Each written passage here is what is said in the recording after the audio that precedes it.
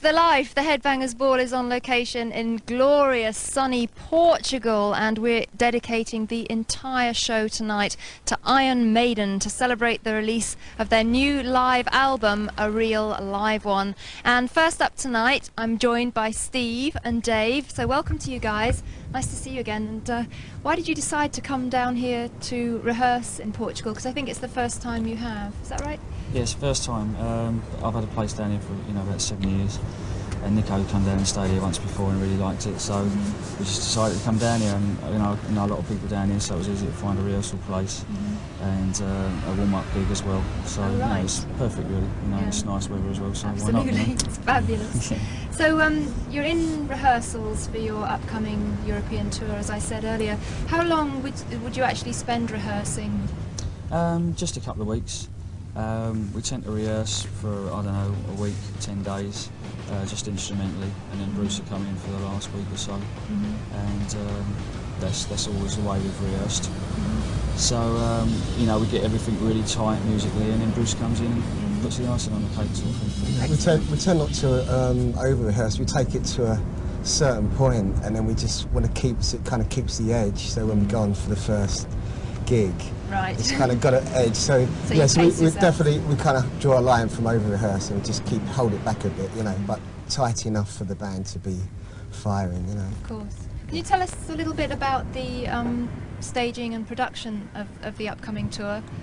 Well, the first 4 gigs are just like warm-ups in clubs, so there won't be much stage production there. But we're doing like production rehearsals in Ostrava in Czechoslovakia, which we've never really played there before, so that'd be interesting. Yes. And we're playing Bratislava as well, so that'd be good. And yeah, basically, I mean, it'd be fairly similar to what we did on the last part, because this is, I suppose, it's a real live tour, but local scooter. A large blue bottle. He's come off his real live air dryer there. I'd do anything to get on MTV. So it's going to be pretty much like at the end of the American yeah, tour? I suppose, yeah. I mean, we'll be using the similar backdrops. We've had some more backdrops painted and stuff for this tour, and do a few little different bits and pieces, but fairly similar to the last tour. Because although this is called a real live tour, I suppose effectively it's through the dark part too, really. Oh right. Yes, I was wondering about how you were going to come up with the set list. Whether, in view of the circumstances with Bruce, you were going to go for more of a greatest hits type thing, or if you were going to concentrate on the material after '86. Well, we are doing some songs because the sort of game plans change a bit now. Because originally Real Live One was going to come out at the start of the tour, and then the second live album was going to come out at the end of the tour. Right. Now that will come out sort of later on in the year, probably around September time, and we're going to record some more tracks as well on this part of the tour. So there'll be other tracks, probably even stuff that's a bit older, maybe even a couple of things that Bruce hasn't really sung on before. So yeah, it did change the game plan just a bit. We've been rehearsing some of the new ones we're going to be doing on tour. It's stuff from real early Maiden, and it's great to actually be playing these tracks again, because it's like, oh yeah, it kind of brings memories back, because there's some songs we haven't played for like maybe 10 years or something. So yeah, well, some of them. Some of them Nico ain't even played. Or sung on before, so. So it's exciting for us to go out and do these old songs when they're like new, really, and especially the stage and the band and this part of the tour as well, because everything is happening on this tour. So it's a good way to go.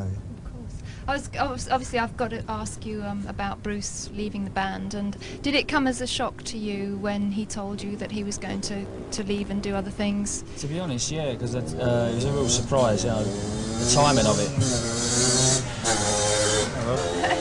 Yeah, it's alright again. Yeah, I mean, it was a surprise, without a doubt. Just more from the timing of it, I think if he'd have said at the end of the tour, we might have realised a bit more about, because I think we felt that, the Maiden's so busy, I mean, we're always like on the road or, recording or whatever. And Bruce doing more and more writing his books and his solo stuff, and he wants to do a bit of acting and everything else. And I think sooner or later we realised that maybe he might jump ship because just purely from the time factor of not being able to do everything, and concentrate 100% on us. So you know, it wasn't a total surprise, but just the timing of it was a surprise because it was in between the two tours, and this tour has been arranged from a long time ago. So the tickets were already on sale, and you know, they're all, well, most of the places were pretty much sold out. So, I mean, basically, really, I suppose he's honouring these shows, you know, which is good because otherwise, you know, we didn't want to have to cancel. No, of course. Well, at least it's given you plenty of time to start looking for somebody else, and we will talk about that in the next little interview segment. But right now we're going to go into another Iron Maiden video, and this is the first single from the album, a real live one, and recorded at Donington in last year actually, and a great video, and I really love the way you can hear the crowd and everything. It really great atmosphere to the band. We're on location in Portugal, beautiful sunshine, and in the last segment we were talking about how Bruce's departure had affected the tour and so on. Do you think that because it's his very last set of shows with the band that it's going to make it that little bit extra special for everybody? Yeah, I should think so, yeah. I mean, it is a bit strange rehearsing with someone that you know is going to be going at the end of the tour, I've got to be honest, but it'll be special, yeah, because we'll be going out there and it's his last tour, and, you know, I think the last show is going to be something else, and it'll be quite an emotional thing. I mean. Where's the last show? I think Belfast. Belfast, wow. It'd be like playing every concert, you're playing it like it's your last, and I think Bruce, you know, he's probably thinking that, you know, he's coming up to his end. So, but, you know, so we wish him all the best in his future anyway. Absolutely. And, yeah. So we'll be speaking to Bruce a little bit later on, all about his feelings on leaving the band and what he's doing in the future. But we have to turn our attention to obviously what Iron Maiden are going to do next. In fact, probably in about 9 months' time when all the shows are finished and so on. And our first viewer's question of the evening comes from Kelvin Rowley from Cleveland, UK. Hello, Kelvin. Now, he has a question which I think is on everybody's minds. Now, with Bruce leaving the group, Kelvin wants to know what qualities will you be looking for in your next vocalist? Well, obviously the bottom line is he's got to be a good singer, obviously. And obviously we're trying to find somebody that's, you know, really hungry for it and has really got the fire in his eyes and wants to go out there and really be 100% into the band, you know. Because obviously Bruce doing all his solo stuff, you know, it's just not possible for him to give 100% if he's doing all his other things. So we want someone who's going to be just totally focused on Maiden, and it's so important on stage for us all to be, you know, just totally 100% full on, yeah.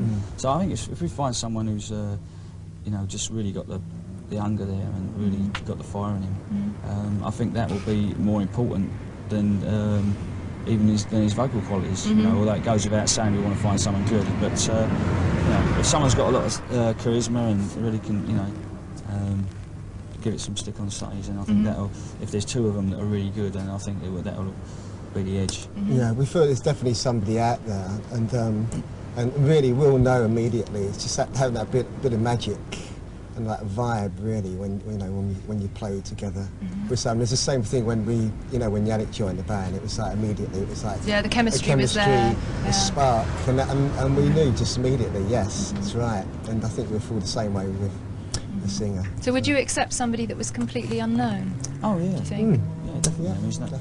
I mean, we've got, like, at the moment we've got 2 suitcases full of tapes. Another bike.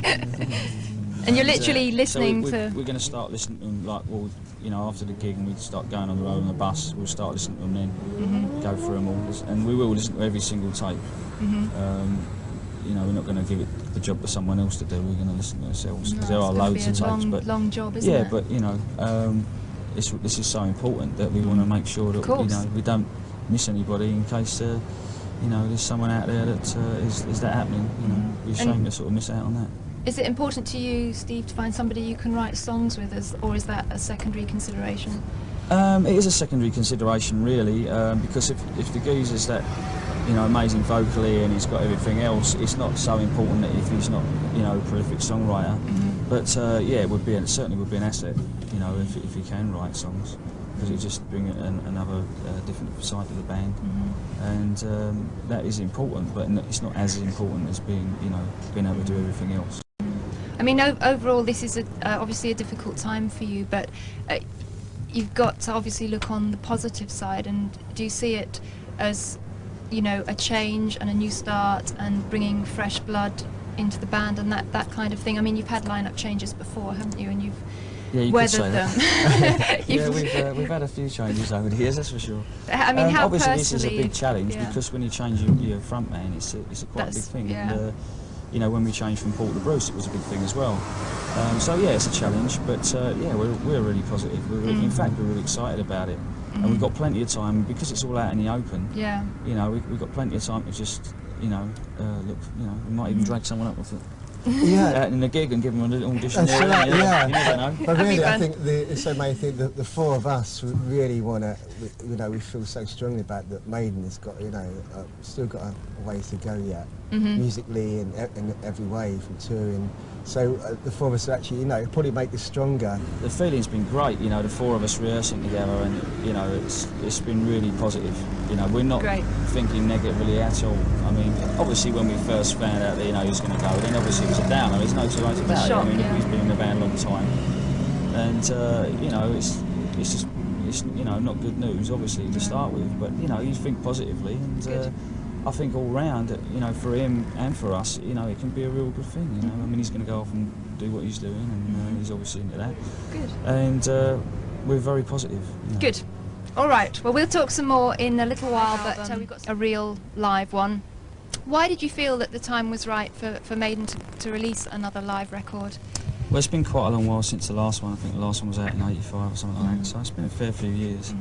And we just felt it was a good time to bring one out. I mean, we did record some stuff from Wembley on the No Prayer tour, but we just used some stuff on B-sides and all that. And we felt that, you know, it was good to approach it like the way we have done this time round, and just record like, I don't know, 10 or 11 gigs or whatever it was throughout Europe and choose the best ones. And because that way, you know, like, you don't get the pressure, you know, you just go out there and play to the audience for the night. You're not worried about, you know, watching technically what you're doing. Whereas if you've got to get it down in 1 or 2 nights, That's true, yeah. you know, you do it and, you know, play, you know, very carefully and everything else, but then you're not concentrating so much on the actual gig itself. So to be able to go out there and not worry about it, and you've got 10 or 11 shots at it, you know, and if we can't get one good one out of 10 or 11, then there's something wrong. So I'm sure they were all brilliant. well, I don't know about that, but no, most of them were you know, in the ballpark for being used. But at the end of the day, I just wanted to get as much audience on there as possible. So that sort of played quite a big factor. In it as well. I think you definitely achieved that because it really captures the atmosphere. The audience is really high up in the mix, and it really feels like you're actually there. So that's very good producing. Steve producing the album for the first time. So we'll actually talk a little bit about that a bit more later on. Now, we only found out recently that Bruce was leaving the band. In view of that, do you see this album as kind of closing a chapter on Iron Maiden, and then you're ready to sort of start a new one? Do you see it like that Yeah, at all? I suppose it does end up being like that because you know, it obviously wasn't intended as that because we didn't know who was going or anything. No. And as I said before about the albums being before, you know, and at the end of the tour, it's just kind of changed the game plan a bit. But yeah, I suppose it's end of an era in a way with him going. But you know, closes that chapter and we start a new chapter and we get a new strong geezer in. And, Yeah, it's the end of the chapter, but not the end of the book. No, of course, yeah. of course. It's quite interesting that you decided to divide the 2 live albums, sort of pre and post 1986. Obviously, the Real Dead one's coming out later on, as Steve said earlier. Why did you decide to work it like that? Was it just a good way of? Yeah, well, originally, I said before about splitting the 2 albums before and after the tour. We thought that, you know, there'd be a lot of fans that would already have material on the second one because they'd have Live After Death. They're also the same materials on Made in England video. Right. So we just felt that it was good to give people the option to either, you know, buy the stuff which is like, you know, after 85 or get the stuff, you know, as well with 85 if they want it. But if they don't want it, then they've got the option. Whereas if we're stuck on a double album, they've got it all there, and then obviously there's probably complaints that you know, it's just old stuff we've already got, blah blah blah. Right. But of course you can't please everybody, you know. But that's the way we felt the best way to do it. But since Bruce has decided to go, yeah, it has changed the game plan. So we are going to do some stuff on this part of the tour, some other stuff that we've, you know, to add to those songs. So really, just to put the albums together, you literally just had to wade through all the material from the shows and decide which was best, and then you actually produced it as well, didn't you, Steve? So no Martin Birch this time. Yeah, that's right. So Yeah, I had to go through and choose all the versions and everything, and I mean, there's not a great deal of production really for a live album, in the sense that, you know, it's a question of going through, picking out, you know, the best versions, making notes and stuff like that. It's more down to the mixing thing. But it's not easy to mix, really, when you... It's much easier to mix, put it this way. If you record 1 or 2 gigs and you use all that same night, then once you've got it set up, it's not going to change too much. Yeah, the settings. But when you're using stuff from different nights, and every time you do a mix of that and songs from a different night, you've got to completely strip the ball down and start again. So it did make it a lot more time-consuming in that way. But, were the other band members involved in helping you get through the material? No, they don't tend to do studio stuff. I mean, even in like studio albums, they come in and they do their bit and then go off on holiday or something. Yeah, I think we tend to. That's what we'll do. We go in, do our bits, and then go. I mean, I think if everyone was in the studio as well, it'd just be crazy. So we obviously trust Steve's judgment on of course, everything, and then with Martin as well before. So it's all good. But I think from the live stuff, so you could have like probably 10 versions of the same song. And they all sound good, but it's just, I guess, capturing the one that's got that bit of magic, extra there, you know. Okay. Yeah, I mean, sometimes, you know, the choice was between, you know, a couple of really blistering tracks, played well and all that, but, you know, I would tend to go for the one that's got the fire in it, rather than the one that's technically played better, you know, if that was the choice between the two. All right, well, we've got loads more to talk to Iron Maiden, but we've got to take our first short break right now, and then after that I'll be back to talk a little bit more to Steve and Dave, and we're also going to be meeting up with Bruce and Yannick, so do stay tuned. More Iron Maiden to come.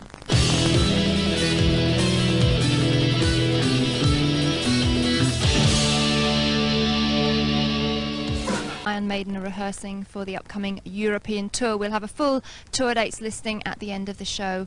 But Steve and Dave are still with me, and we're going to talk a little bit more about A Real Live One, the new live album. And it's interesting actually, you guys, because originally I believe the albums were only going to be released on CD and cassette.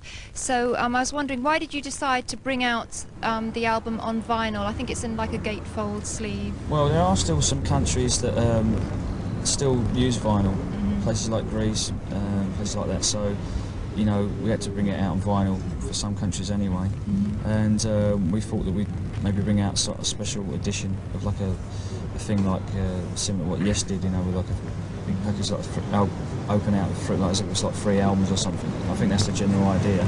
It'll just be a limited edition purely for collectors, really. Do you yourselves like listening to stuff on vinyl? It's not so much listening to it, it's just that I really miss when you get the album, and you got the album, you read all the lyrics, and you got all the, you know, the booklet and everything else, and we was able to do that with Live After Death, and I don't know, this time around it's just, when you get the CD, it's great sound, but I don't know, it's just not the same as getting an album where it's, you know, the whole bit, you know, a pair of glasses to read the lyrics. Because I was also wondering, is it intended for the 2 live albums to have like a separate identity and character to each other, or are they going to be sort of a pair? Well, I suppose they will be separate in the sense that we are going to record some more shows now. But yeah, I suppose they will tie in some way. The artwork, I mean, we did have one with a lot of artwork done already. Whether we're going to use that now or not, I don't know. Because see, originally it was going to be called A Real Live One and A Real Dead One. Now Bruce is leaving, I'm not sure if that's a good idea. So, you know, I don't know, we'll see. You know, we are probably going to get some more artwork done. There's more time now, because we've still got to mix the stuff as well after the tour, and it's not going to be coming out until sort of September time, so we've got a bit more time to play with it. Also, a lot of viewers wrote in to ask if you ever intend to release the entire Donington 92 live performance as like a live performance, and also with, I believe you've got an accompanying film to that as well. What's happening with that? Yeah, we'll have to mix the sound for that in July, August as well, and that'll be released as a full video around about the same time in September, I should think. And really, we've got to sort of check through, because we haven't really had time to check through all the, you know, the video as well, and check that we're happy with it, you know. So there'll probably be some frame changes there and all that. So yeah, you know, I mean, there's quite a lot of stuff. I've got another viewer's question for you. Maybe Dave, you'd like to answer this one. Jonas Carlson from Sweden would like to know, would you do you have any plans to do like Metallica did and allow people to record your shows on camcorders and cassettes? How do you feel about that? Yeah, actually I heard they had like a pit and people come in and bring their, you know, Walkmans or whatever. But you know, it's probably a good idea in some respects because there are bootlegs out there. You know, people are bootlegging shows and selling them. Yeah, you can't really stop. But you can't, no, so it's very difficult. But I don't really think that we would. I mean, really, because you like to have some sort of control, quality control over what goes out as well. So I can't really see Maiden doing that. Really, I think, you know, each show as well.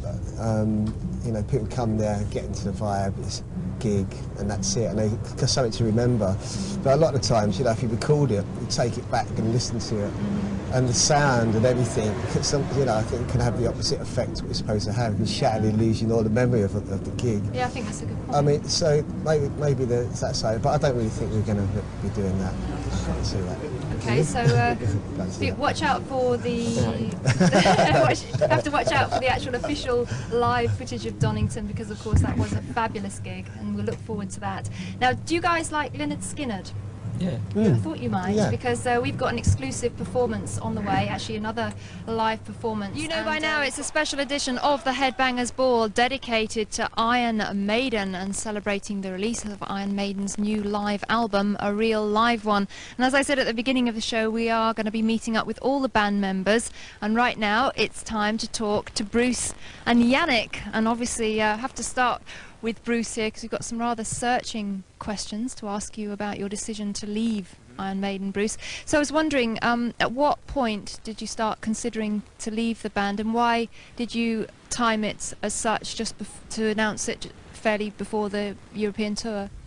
Well, the whole idea with getting the announcement out before we did the tour was that I didn't want really to piss people off. I mean, obviously it's going to piss some people off, but I wanted to minimise the amount of that, because I figured that if you were straight up front about it and said, look, this is what I'm going to do, this is going to be my last tour, it means that it's not on my mind during the tour, which would be sort of hypocritical of me in a sense. I'd be going on stage, you know, with everybody thinking, oh, yada, yada, yada, you know, he's in the band, everywhere. And at the back of your mind is always, well, when am I going to drop the bomb, you know, and tell everybody? So much better to get it over and done with at the beginning and you know, minimise all that. That way we can all go out and have a laugh, you know, we all go out and have a hoot, you know. Keep it all out in the open. And absolutely. Yeah. And you know, it gives everybody a chance to adjust, you know, it gives the fans a chance to adjust. It gives the guys in the band a chance to find a new singer. I mean, I'm looking as well, you know. Right. Now, Yannick, was it a shock to you when you heard Bruce's announcement? Yeah, completely shocked, yeah. I mean, we hadn't been to the for a while, so I didn't really... What was that? Yeah. I thought it was the fact that I hadn't been down the pub with Bruce for a few weeks. He phoned me up, he said, is it something I've said? I said, no, Yannick, it's nothing you've said. It's not, you know. So we have to ask you, you know, what are going to be your plans from now on? Because I know that you want to branch out and concentrate and deal with other things, not just music, right? Yes, to an extent, but first and foremost, I'm a singer, and I'd like to explore some bits of me that I think, you know, I couldn't do within Iron Maiden. Well, I can't expose much more than I'm doing legally at the moment, sir, you know. Oh, God, in the privacy of my own pants, yeah. But yeah, I'd like to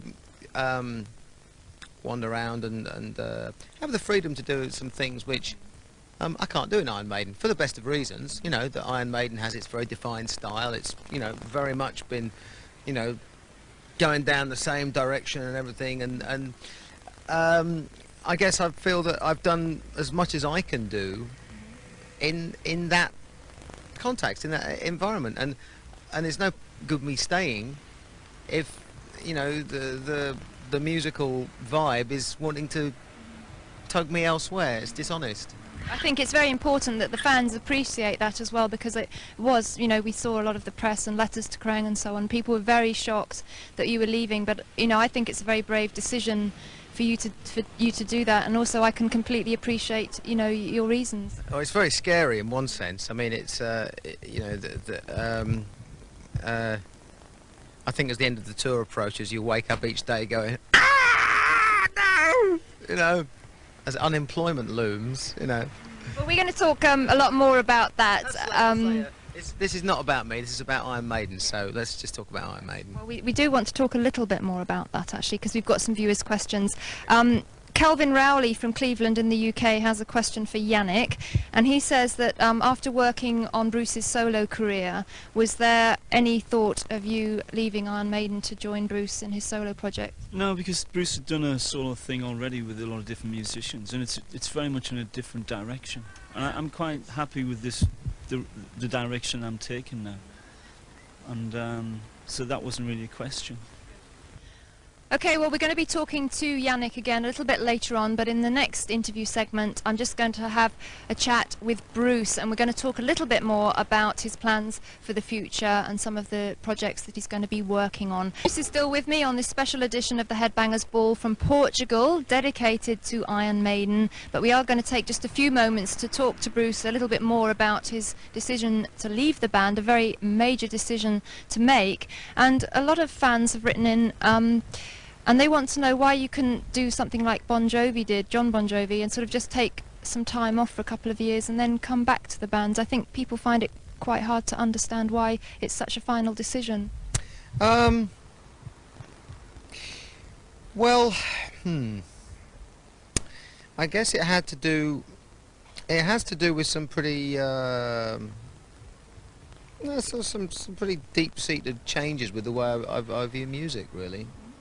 Not that I don't like music anymore or anything. In actual fact, it's actually completely the opposite.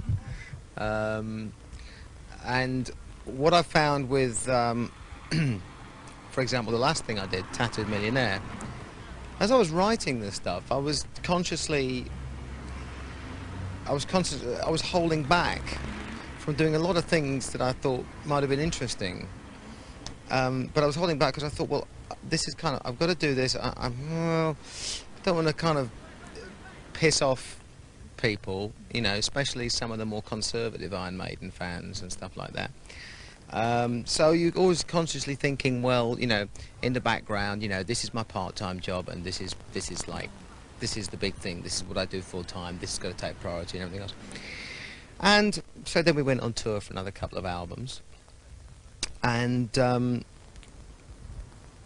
after the last tour, I felt that, as far as I was concerned, in terms of how far I could pull Maiden away from where it was as much as I could do in that album, without starting to, you know, throw temper tantrums and start, you know, yelling and screaming. And I thought, well, for why? You know, if I felt that way about things, I should go and make a different kind of music. Basically that's what I've been sort of working on. And this, as I say, is my farewell tour. It's not that I don't like what I've done with Maiden. I'm very proud of it. I'm very proud of the band. I think absolutely. At the beginning of the 80s, Maiden, I think, with Number of the Beast and with Peace of Mind and with Power Slave, I mean, we shaped a whole generation of musicians. I know, because people keep coming up and telling me. Yes. And it's at the time you never think that. You know, at the time you just think you're getting on with it and you're touring and everything else. And it's when people come up to you and say, you know, you know, when I was 13 or something, that's all I listened to was that album. I'm very proud to have been part of that, and all the tours and everything. And it's, you know, it's a fabulous live band. Always was, always will be, still will be after I've left. And so I'm not sort of trying to do that aspect of things down, but after 12 years, 11, 12 years, you know, I'm not the same person I was when I was 22. No, of course not. So I wanted to change, and I don't think that with what I've been doing, I cannot see how, without you hearing it, and it won't be heard for a while yet, because whilst I've actually finished recording one album, I'm starting to record another album, because there's another, like, album's worth of stuff, and I don't know which to pick. So I've actually recorded 3 albums to date, and I'm just going to pick and choose and stuff out of all the various different little vibes and areas and put it all together and you know. And with all that music coming out, and it's very different to Iron Maiden, and it's certainly not Bon Jovi. No. You know, this is not. We are not talking corporate rock here. I mean, we're not going to turn it into Michael Bolton or something dreadful. I still have my hair to start. You know, I mean, you know. But with all this music, it's like if I come out with this stuff and still go running around with Iron Maiden, singing the songs about what we've been singing, people are going to go, well, will the real guy please stand up? You know, it doesn't reflect well on me. It doesn't reflect well on the band. It's like, well, they must be a bunch of Charlies for having this guy who obviously is into this totally different area, having him sing with them, and he must be a, you know, a regular hypocrite just walking on stage. How can he sing that when he's doing that? How would people believe in it? I know it's fair enough, so that's why I thought, well, I have to make a decision. So I'll make the only honest decision I can, which is to go with where my heart tells me, you know. So you're being true to yourself, but also true to Iron Maiden? Well, I hope so, yeah. That's because I don't want to let them down. I mean, obviously, you know, the guys must feel let down because I've been singing with them for 12 years. But I think they'd feel an awful lot more let down if I came out with an album that was so totally opposite to Iron Maiden and then had to go out and justify it, you know, without, you know, you cannot, you know, you cannot have your cake and eat it. You know, you've got to make a decision and jump one way or the other. And that's what I've done. Good on you. Well, we're going to talk to you a little bit more and after the next couple of videos, because I know you've got other interests that you're also going to explore when you're writing and so on. Well, they are. So we'll talk to Bruce some more. A few more moments to talk to Bruce on this special edition of the Headbangers Ball dedicated to Iron Maiden. And a little earlier we were speaking to Bruce about his decision, the reasons behind his decisions to leave the band. And now we're just going to look to the future a little bit, Bruce. You've mentioned your musical project, but I believe that you've got other projects on the go. In fact, Carola Calmori from Switzerland would like to know if it's true that you've written a rock opera. No, it's not true. No, no, I haven't. Now, somebody told me that you'd been working on a film screenplay. Is that true? Yes. It's been optioned, which means that somebody has actually paid you know, a small amount of money and is currently sitting on it somewhere in New York, which is what tends to happen with screenplays. They tend to get optioned and then sat on forever, and then probably never get made. But you know, it's trundling along, and you know, got the typewriter and I keep bashing out pages and sending them in, and they keep writing back saying carry on. And I don't know how you find time to do all these things. You've written 3 albums worth of songs, now, you know, also working on this. I don't know how you do it. What's the secret? Sleepless nights. I couldn't manage without my 8 hours sleep, it has to be said. What about Lord Iffy Boat Race? Any new books on the horizon? No, not really. There's I know the publishers want a 3rd book, and I've just sort of told them to sort of wait because I'm sort of busy. Yes. I mean, if your film went ahead, would you be interested in starring in it yourself? No. You're just interested in actually getting it going, kind of thing, writing the story. Yeah. I mean, if somebody came up with a roll, you know, a cheese roll or an egg roll or something, I don't know. No, I don't know. I had a little dabble in that thing, the Paradise Club, you know, and I enjoyed grunting and groaning and pretending my fingers were going to get broken, you know. But I don't know, you know, people. I'm sort of. I'd be easygoing about something if somebody offered me something, but people, it just doesn't really happen like out of the blue. People just don't offer you things, you know. Hint. No, they don't. No, it's no good because nobody was. No, people just don't Also, something else I wanted to ask you about was, I know you've got 2 young children. I was wondering if being a father had kind of changed your perspective on life and living the kind of the rock and roll lifestyle and existence. I got fed up with living the rock and roll lifestyle and existence a long time before I became a father.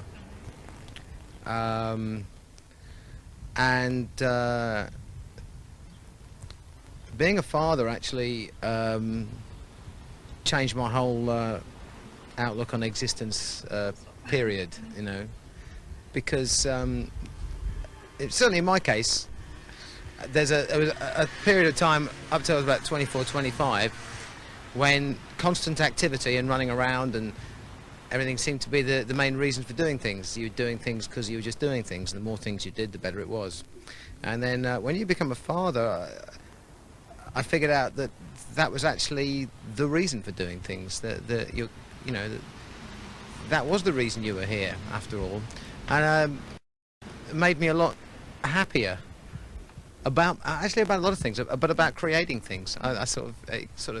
It gives you permission. Give you permission to be creative and imaginative again, because I started feeling guilty about it, you know, about, oh God, I'm doing all these things and all this stuff and everything, and what's the bloody point, you know? And then you suddenly get kids and everything, and you think, oh, isn't it great to sort of go out and do all these things and stuff, and try and make people happy or entertain them or make people scared or whatever you're trying to do with your music, you know? Yeah, having kids was a very good thing. Again, it means lots of sleepless nights, you know. But Sounds like you're used to them anyway. oh, it's amazing. I used to think I would die if I didn't get less than 7 or 8 hours, 9 hours of sleep a night. Well, Bruce is a workaholic, definitely. Anyway, Bruce, I'd like to wish you the very best of luck on the tour, because I know it's going to be a very special one for you, and I know that you're going to give it 100%. So I'm really looking forward to it. So good luck with that. Absolutely, yeah. I'm looking forward to it. I really am. Good. And on behalf of MTV and all our viewers and all your fans across Europe, I'd also like to wish you the very best of luck with all your future endeavours, and hope we'll see more of you when your own album comes out at the end of the year. So good luck from everybody, I'm sure. Thanks very much. I think it's actually going to be next year, but I mean, whatever. Whenever it is, I hope people enjoy it. Yeah. I'm sure they will. All right then. Well, we're going to be talking lots more to Iron Maiden. But right now we're going to have a little short break, I think, don't you? You are. And after that, we'll be back with more as this special edition of the Headbangers Ball from Portugal continues.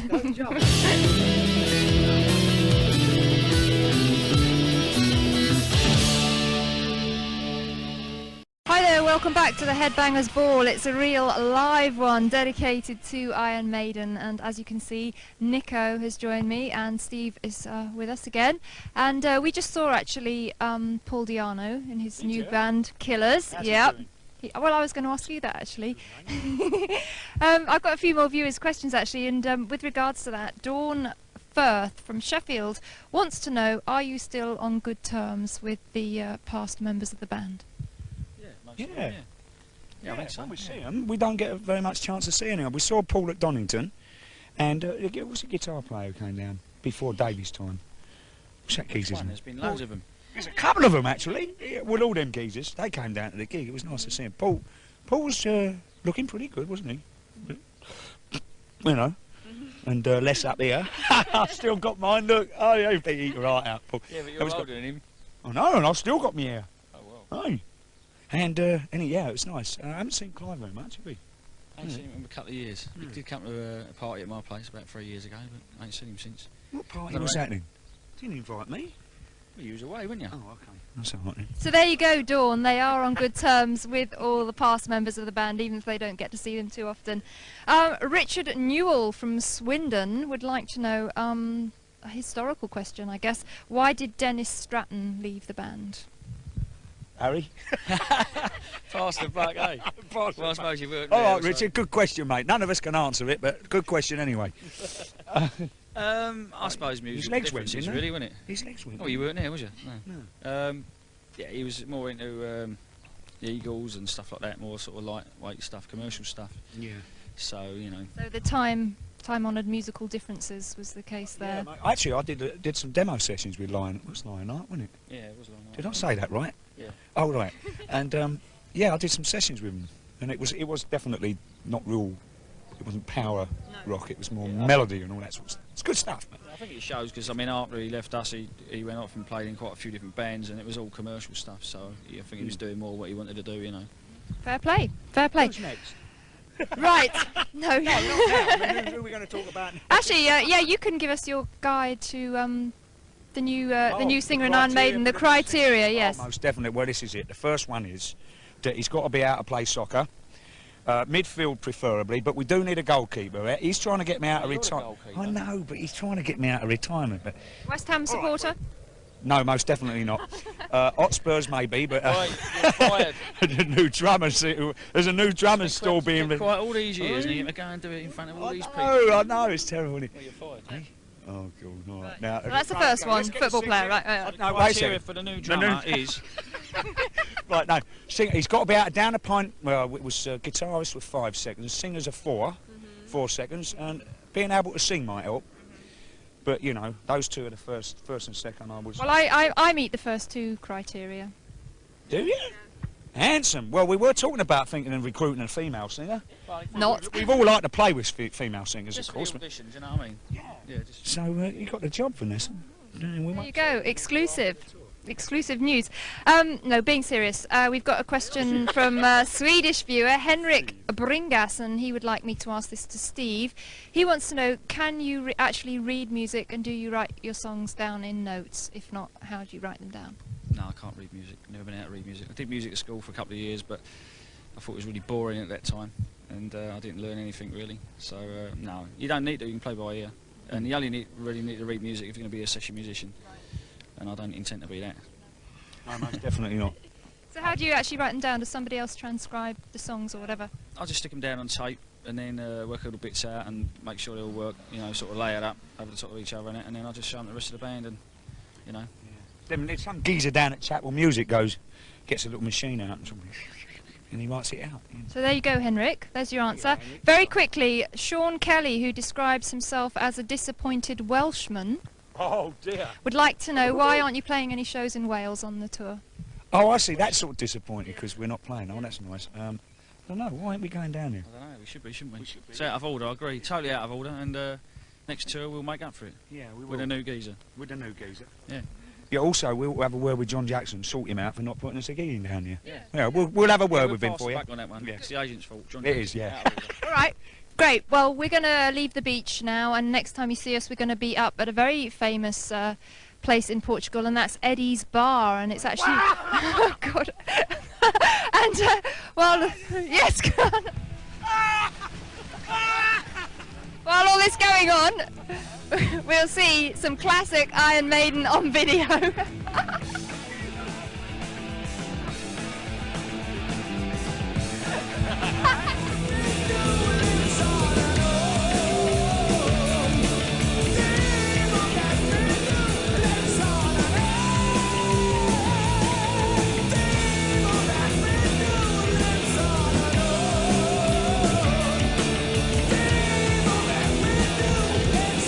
Right now we've come up from the beach to a small village in the Algarve called Santa Barbara, and Steve and Yannick are here, and we've come to a very famous place called Eddie's Bar, and you may realise it's got rather a lot to do with Iron Maiden's very famous mascot Eddie. So Steve, how did you come up with the idea for Eddie's Bar? Tell us a little bit more about it. Well, it's been open for about 3 years now, and I've been living down here for a while, and just decided to get a bar in, call it Eddie's, you know, have Maiden memorabilia in here and everything. And it's not just Maiden stuff, there's loads of other rock bands, you know, like photos here, you know. I know quite a few photographers, and I've blagged quite a few photos off them over the years and stuck them all in here.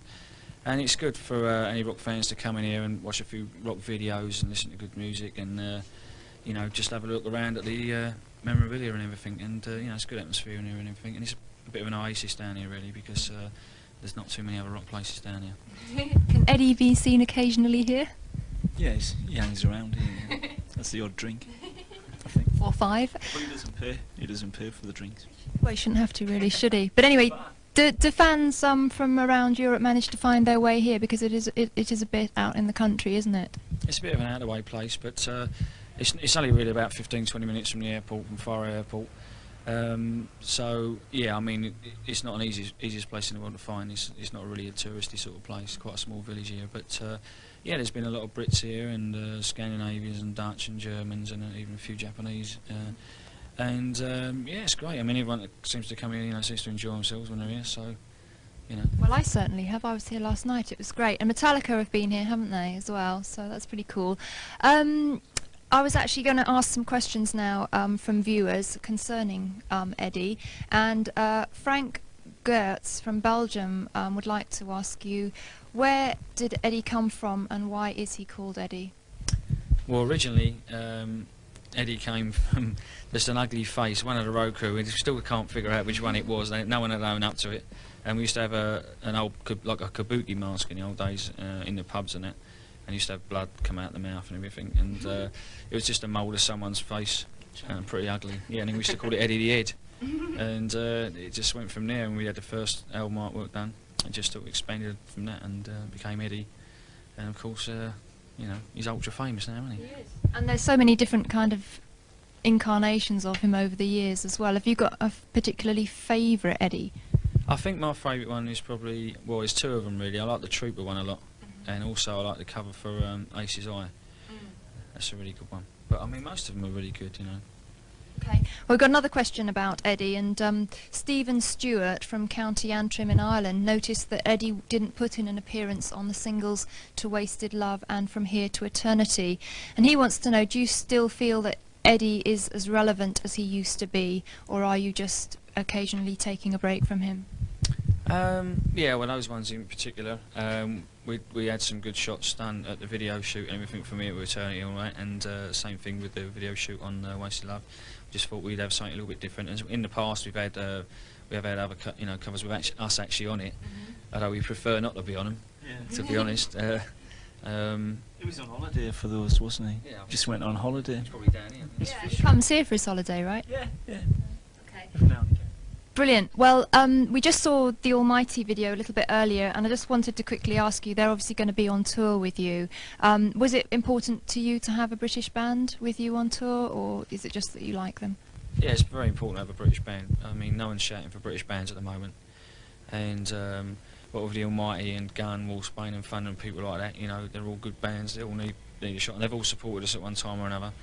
And, you know, it's just a way of, you know, helping them get on, you know. And also, they play football, so that's why they got the tour as well. Okay then, well, right now on your screen you can see the address for Eddie's Bar in Portugal, because if you ever come down here, it's well worth finding your way out to the bar.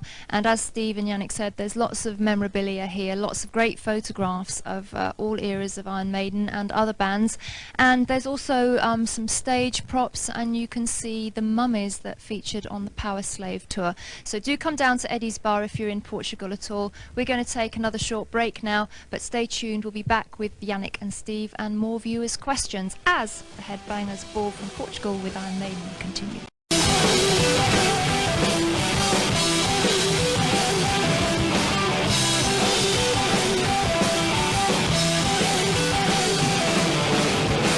my life, but I'll take his time.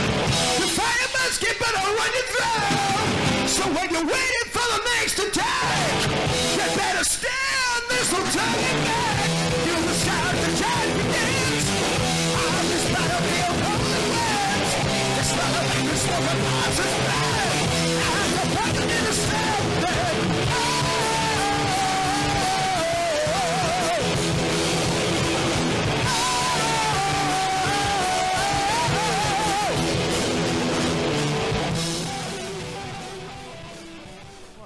Adrian Smith's video for ASAP project.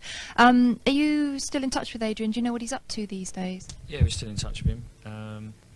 In fact, he got up and jammed with us at Donington on Running Free and all that. And he's doing a solo album, another solo album. Yeah. I'm not sure the name of it, but yeah. In fact, good mate of mine has just done a video for him as well. So yeah, he's doing, and he's doing some demos, and he's been out doing a few gigs and that. And I know the bass player in his band pretty well. So yeah, we still keep in touch. I want to play him at tennis again. So I haven't played him for ages. So yeah, still. Well, good luck to Adrian, whatever he's doing. Karen Oschwald from Switzerland has a question which I think that you guys must be asked a great deal, and that is, what do you love and hate most about being on tour? I'll ask Yannick this. Just to play, and it's brilliant to play. Yeah, that's what I love most. Hate most Dickie Bell. That's about it, really. Yeah. Dickie Bell being the tour manager. Yeah. How about you, Steve? Yeah, definitely. Yeah. Well, obviously the gigs. Yeah, I mean that's what you're there for. And playing in front of the audience is just amazing. And I suppose just flying, really, for me. I mean, I prefer to be on a bus. I like, like just getting on a bus, kicking back, watch a few movies. But actually, flying, I'm not too keen on. Because Bruce has just passed his pilot's license, hasn't he? So is he going to be doing? He's definitely not flying us. He's going to be flying himself, I think.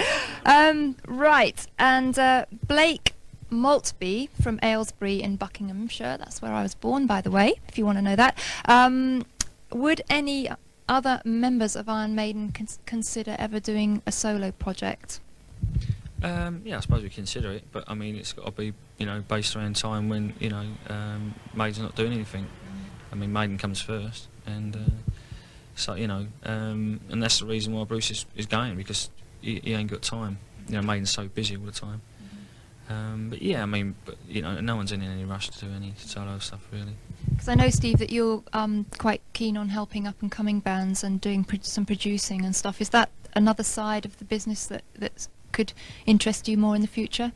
Yeah, definitely. I'd like to help bands and do a bit of production, this, that and the other. But again, it's it's all got to come secondary to Maiden. And if there was a bit of time where we got a bit of time off and the band comes along, and I've got to really, really like them now. I couldn't just go in and do it, just for the sake of it. I don't love the studio enough to be able to go, to go stuck in a studio with a band for a couple of months that I didn't really like. So, but I mean, Maiden is the top priority, and I don't think there's going to be a lot of time to do anything solo production or anything like, and for quite some time, Okay. Good. And I was wondering, you guys, have you been monitoring the fans' reaction to Bruce leaving? Because there's been a lot of letters in Kerrang and seem to be lots of differing opinions. Do you kind of take any notice of that? Yeah, of course, we always take notice of what the fans say and think, to a certain degree. But obviously, at the end of the day, it boils down to what we think is the most important thing. But most everywhere we've been doing interviews and stuff, it's been really positive. Obviously some people were disappointed when that he's announced he's going, as we were. But when you get on with it, we've got to be positive about things, and we're really excited about getting someone new. And most people have been saying the same sort of thing, that they don't want to see us split up, and quite rightly so. We ain't going to split up. Good. Well, we're glad to hear that. Now, if we could talk a little bit about the fan club, Yannick. How involved are the band in what goes on with the club? Well, fairly involved, I think. Steve probably knows more about it than me. I'll put you over to it. Faster back again. Oh, blimey. Yeah, well, we had a fan club convention a couple of years ago, and we intended to have another one fairly soon. And yeah, we do keep in touch with that sort of thing. And the fanzine, comes out about every 3 months or something like that, and updates everybody. And I mean, there's special things where we have stuff where they get a chance to get tickets, before everyone else and stuff like that. And we're going to do some stuff later on in the year where we're doing some TV thing, and so that the first tickets for that will go to the fan club, members. So there's a lot of plus. We meet them on tour as well. We meet people who come out on tour. We meet them too. So. Yeah, we have fan club competitions and everything, and they get to meet the band and all that sort of stuff. Because I'm sure that when people write to a fan club, they're never actually certain that you've read the letter. I would imagine fans would be happy just to know that you had read some of the letters. They obviously don't expect you to reply when you're on tour or whatever. Do you actually get to read things that are sent into the fan club? Yeah, we do. Obviously we can't read all of them because there's too many of them, but we do get to read, a fair few of them. And it'd be impossible to reply to them all, obviously. I mean, a few years ago I used to sort of send some postcards out to some people, But it just got too out of hand, you know. There was too many in the end, so you know you can't sort of please all of them. So, but yeah, you know, it's I think it's important to have a good fan club, you know. So it just keeps everybody in touch with what's going on, you know. And it's, I think the feeling that they sort of know a bit more inside information more than someone else's, you know, is always, you know, what the real fans like as well, and the chance to get like collector's items and stuff. And if we had a fan club convention, then they can meet the band and they can go there and, you know, talk about Maiden and also swap stuff as well, and get different collector's stuff that you can't normally get, you know. So, you know, it's a lot of, yeah, it's good. Now, obviously, in the immediate future, you're looking forward to the tour, which show you're going to see a full tour dates listing at the end of the show. But I was just wondering, kind of in the long term, obviously you're going to find a new singer and so on. When it comes to working on the next studio album, is songwriting something that you work on the whole time, or do you actually set aside time to do it? How does that work for you? Yeah, we set aside time. We don't write on the road. We never have done. So, you know, we've finished the tour. We've got some mixing to do for the live stuff. We've got mixing to do for the Donington video and everything. We've got to find a new singer. Yes. And then we start writing, I suppose, towards the end of the year. And hopefully we start recording either just before or just after Christmas. Have the album out, but maybe April, May. And be on the road again in June, something like that. Another world tour, so that, you know. Never stops. Yeah, no rest for the wicked. We must be really wicked, eh? So, Yannick, what are your expectations of this final tour with Bruce? We're going to have a really good time. We're all going to go out and give it the best that we can. There's no other way Maiden works, you know. We always give 500%, and I know Bruce will. I know we will. So it's going to be incredible. Very special atmosphere. Yeah. That's the way I feel about it, yeah. Now, I'm also sure that viewers are interested to know the kind of sort of heavy rock music that you listen to at home. I mean, if you do at all. Some bands don't listen to other heavy bands. Is there anything that you're particularly keen on at the moment? Yeah, I suppose for the last year I've been listening to a lot of the Gallus album by Gun. I love that album. Oh, yeah. And most of the British bands that are happening now I like a lot. I listen to them a lot. And I suppose I still listen to a lot of old stuff, you know, like my old favourites like Golden Earring and Jeff O'Toole and all that sort of stuff as well. And I'll check out lots of new stuff as well. But I must admit, you know, I suppose my favourite album, you know, for last year has been Gun, really. Yeah. Great. What about you, Yannick? Do you like any of the Seattle stuff? Yeah, I think it's really healthy, all that stuff, the different kinds of music. I listen to anything. Any kind of music I'll try. Good on you. All right, well, we're going to say goodnight to Iron Maiden with a fantastic live performance from Donington of last year. Now, obviously, we spoke to you guys before you went on stage, but I didn't kind of get your reaction afterwards. What was that show like for you? Any sort of real amazing sort of highlights? Because I really liked the sing-along in Fear of the Dark myself. Yeah, I suppose the funniest bit for me was swearing at Nico during one song. And forgetting it was going out live on the radio, so it went across all the drum mics. So it was pretty hilarious when I found out that afterwards. But that was a great gig. We was really nervous before we went on, and but not as nervous as the first time we played there. And we were really well prepared for it, you know, because we'd done a lot of open air gigs that year. And you know, I think the fact we were a little bit more sort of confident and relaxed, you know, in that way, it just made for a really great gig. You know, we was worried that it weren't going to be as good as the first one we'd done, and I think it was, you know, as good if not better. So we were really pleased. When we came off, it was like, you know, we were really happy about it. Great. Yeah. And Yannick, was that particular show one of the highlights of your career with Maiden so far? Yeah, it's got to. I think it has to be because it's in England, but I think Argentina and Brazil, all those gigs, it's just as incredible. Brilliant. All right then. Well, just really to say goodbye now, and on behalf of MTV, I'd like to wish Iron Maiden all the success for the European tour and with finding a new singer. I really do. I know all your fans out there are rooting for you as well, so good luck with that. Thanks for spending so much time with us when you're rehearsing, and it's great to come down to Portugal and have a bit of sun as well, so I've really enjoyed it. So best of luck for everyone.